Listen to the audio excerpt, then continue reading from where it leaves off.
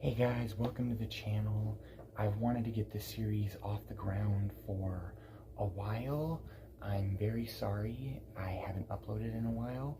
Work has been absolutely exhausting, but I did promise more frequent uploads and they are coming. Thank you for your patience and thank you very much for bearing with me.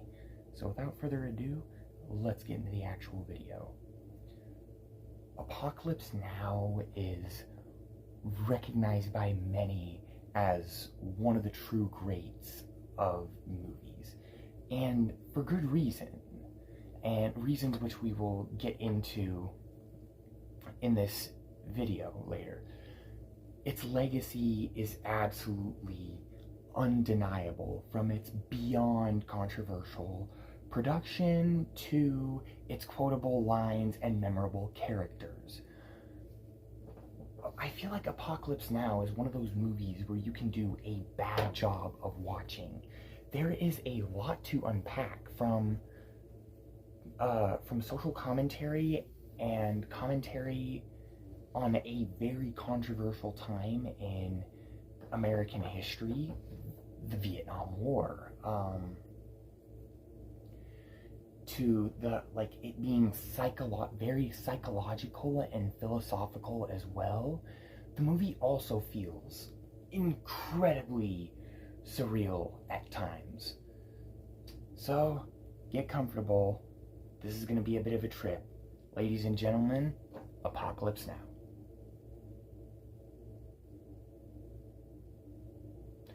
Welcome to Passion Project, the True Greats, the show that loves the smell of napalm in the morning. So, what is it that makes this movie so great? Well, part of it is, especially for its time, it had a very stacked cast. Marlon Brando, who starred in the Godfather movie. I think only the first one had come out at this point, maybe the second one. Either way, Marlon Brando was in this movie. Lawrence Fishburne, who played Morpheus from The Matrix, who ended up playing Morpheus from The Matrix, also got a start in the movie. He actually had lied about his age and was only 14 at the time. As well as having Martin Sheen, who went to go and play in The Departed, and Harrison Ford, who played, Han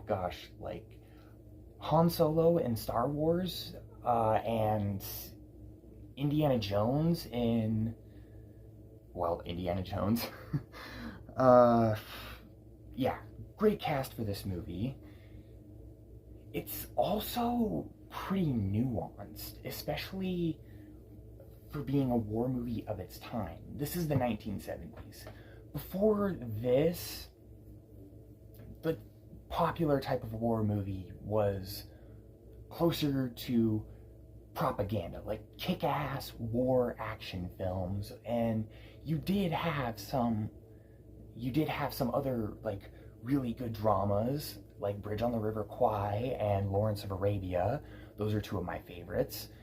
And in terms of kick-ass war films, you had movies like Where Eagles Dare, The Guns of Navarone, and The Dirty Dozen.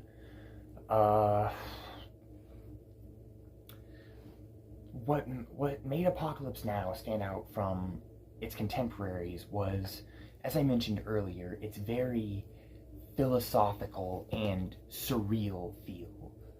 The movie has been described as a LSD movie, a movie that's very trippy, and that it is. It has a mental and literal haze, especially on the scenes where they're traveling up the river. It's just kind of whoa, you feel what the characters are feeling. You feel as though you're slowly descending into madness yourself. It also is very horror-esque. Like I mentioned, the themes of madness and insanity, all the way up into where they get to Colonel Kurtz's temple. I probably should have mentioned the plot. Anyways, what better time than to bring up the plot now? Anyways, the plot of this movie revolves around a captain who is commissioned by the military to take a speedboat, not a speedboat, a PT boat, up a river in Cambodia to assassinate a once promising colonel who went mad and formed his own kingdom in the jungle. He now views himself as a god, and his followers worship him as such.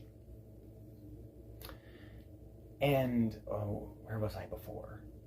Right. When they get to his kingdom, it's horrific. It's decorated with impaled soldiers, decapitated heads, dismembered limbs. It's pretty gnarly stuff. Very gritty. And I feel like I should also mention, despite being based on historical events, this is not a true story type movie. Although, another thing that it did, which wasn't done much later by its contemporaries until Platoon and Full Metal Jacket in the late 80s, was sort of address the idea that maybe the Vietnam War wasn't really a good thing. There are numerous atrocities committed throughout this movie. You see the shooting of civilians, the rocketing of a village, and you also see, like, the soldiers are almost, like, you can't help but feel bad for them being so paranoid, because at one point they're trying to help civilians onto a helicopter. One of them pulls out a grenade, detonates it, and blows up the helicopter and everyone around it. It's like, whoa, the movie is frenetic, it is gritty, and addresses a lot of issues that weren't really being talked about in America at the time. Speaking of issues, another way it cemented its legacy in film history is its very controversial production. From a hurricane pushing or delaying the production over 2 months to the director running out of money and having to finance the movie from his own pockets, $7 million of his own money, to the guy playing the main villain, Colonel Kurtz, showing up massively overweight, arguing about his lines that he hadn't even read.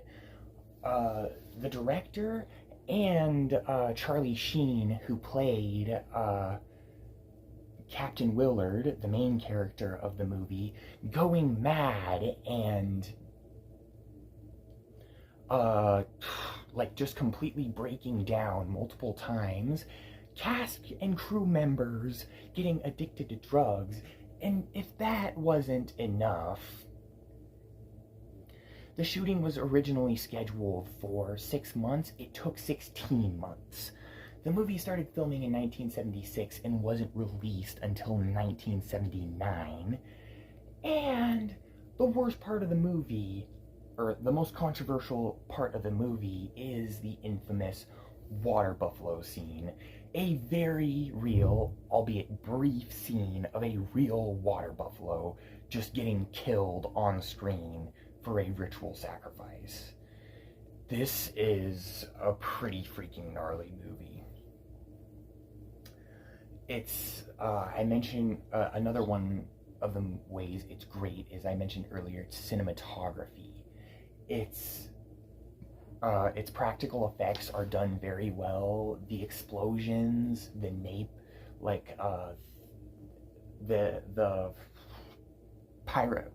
pyrotechnics are done very well. All the effects are practical, as this was done in the 70s, and they did not have computer editing. The director for this movie originally shot over 200 hours of footage. What's widely recognized as the best cut is about 2.5 hours long. And also the director stated that he was never really happy with, he never felt like his vision was realized.